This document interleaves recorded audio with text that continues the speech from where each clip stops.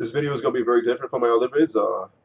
Maybe it's not a subject I should be talking about, but I don't know. I'm pretty sure there's probably people out there that went through the same thing, and it's just something I feel I just gotta get off my chest. My dad suffered multiple heart attacks in a row and was declared brain dead, and he died today. Um, I just wanted to talk about this guy. I mean, he's been having heart problems for like the last 15 years. He got a heart attack, over a decade ago. But the doctors was just shocked how he just kept living. He was just an extreme workhorse. He was an immigrant, came here in the 70s, and this man would work day in and day out, and got paid pretty well. Uh, the highest he was making, I believe, was over 65,000 a year, and just for him, work was everything. He just loved it. Like he literally just loved it. People would ask him, why would you work so much? That's how he was. He just liked to work. It was just in his blood. My dad's a farm boy, so for him, it was a typical American dream. Big buildings and whatnot, people all over the place, and it was just his passion.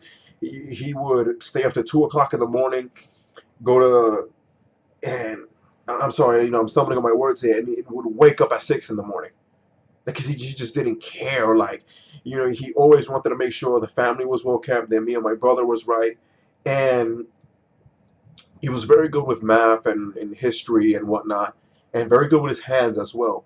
But I wasn't the most open-minded person out there. Very set in his ways. He was an asshole, but he was an asshole that everybody liked because he was very benevolent, was there for people if they really needed him, but he wasn't afraid to express his opinion. He wasn't afraid to, step up for the family. He wasn't afraid to, if he knew you and he knew you was into trouble on the streets and whatnot, he'll be definitely there willing to help. And now that I look back to his personality, now that I think, wow, this guy was such an asshole, now I can understand why. That was just his upbringing. And, when he was in the hospital, he kind of knew he was going to die, but he was, he was always scared to show his emotions, never really wanted to, you know, like I said before, he just suffered from a machismo problem. A man never cries. He hated the fact that me and my brother had long hair. He told me that he didn't want me crying like a bitch when he died. He said because only bitches cry. The man always has to stay strong and be there for his family and whatnot. And that's just how it is. And people who abuse the government in the sense of like didn't work or whatnot, and didn't want to do anything and expected everyone to give him things. He just hated those kinds of people. He was always there to give a helping hand, but he just hated lazy people. And I never understood why he always wanted me and my brother to go to far schools and whatnot.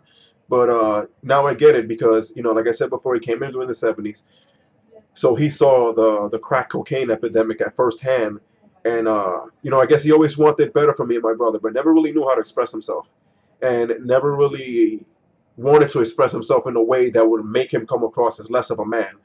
So he would always just come across in a more aggressive manner. And so this is why we used to have trouble all the time and fights and whatnot. But now I understand that it's just a personality thing because I have a lot of his traits. And for example, when they told me to go see his dead body, I didn't want to. And the family's judging me and whatnot, but that's just how I am. I didn't want to. I did anyway eventually, but it was just something that I really did not want to do. I don't really like expressing myself like that in front of people. But this is just a big loss for me. It's my dad. And growing up, that's my mom. Sorry, growing up, I'd always get a lot of hatred from kids, and I didn't know why. And until one day it hit me that a lot of kids, their dads wasn't there. Their dads simply got their mom pregnant and left them. Didn't even care about them. So when they would see that, my dad did everything he could for me and my brother, now I can see why a lot of these kids would, feel bitter, feel like extremely angry. And yeah, that's just how he was. Like I said before, he was never scared to express himself. You know, if he felt you was doing something wrong or you was doing something he didn't like, he'll just tell you straight to your face with absolutely no problems whatsoever.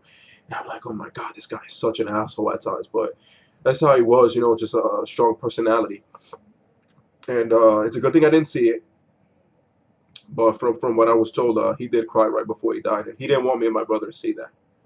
You know, he probably wouldn't like that me and my brother would know that because again, he just had so much. You know, he really did have a machismo problem, but deep down inside, he was a great guy.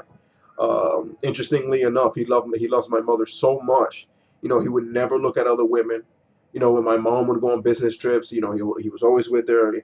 And my mom is the last of a dying breed. You know, my mom was just it's just a woman that's was there for him as much as she could. Still to this day, just does everything she can for me and my brother. Interesting enough, one day my cell phone wasn't working, and I told a girlfriend to call my house phone, and she calls my house phone, and my mother picks up the phone, and she says, "No," she asked for me, and my mother picks up the phone, and she says, "Oh, the baby's still sleeping." You know, that's how my mom is. You know, she's always our mother, no matter what, and that's how he was too. Uh, what more can I say? He was just very stubborn in his ways, but again, looking at his upbringing and whatnot, I can see why. And there were even times where he would always want us to eat a lot. You know, that was another big one. I'm like, damn, why this guy wants us to eat so freaking much? But since again he was raised on a farm, raised in poverty, and for him it was like, okay, you know, I want my kids to eat as much as they can. But sadly enough, he did have an alcohol addiction for several years. But I will say that he always made sure the bills were paid. Always. You know, the bills was always paid. The rent was always paid. Definitely.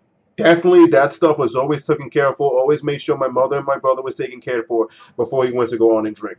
Because that's how it was with him. You know, work hard, party hard. That's it. No other way to it. And uh, when we were deciding on where he's going to get buried, you know, I said no, right here in the U.S. because he'd always say, you know, I'm an American. You know, America gave me all my opportunities. America is the place that helped me raise my kids. America gave me my good job. You know, I am an American. And people was always impressed by him. You know, he spoke English fairly well, and always learned as much as he could because to him he was just and you know, even though he wasn't born in America, he was American at heart. You know, he would always call himself, I'm the American taxpayer. And what can you do?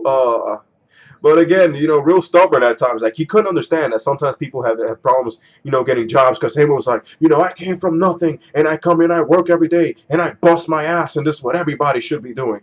And I remember we met his boss one time. At the time, his boss was a millionaire, you know, and him trying to pressure like, yeah, you know, you should try to get with her, and always saying like that, yeah, you got to get an American woman, a woman with money, so you could do every single thing you can for your kids, and he definitely instilled that in us.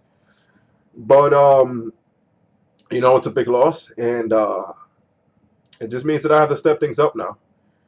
And I'm sorry, I know this is probably a lengthy video. It's probably a video you guys don't want to hear, but it's Crazy Mike 1706. Throw your horns up.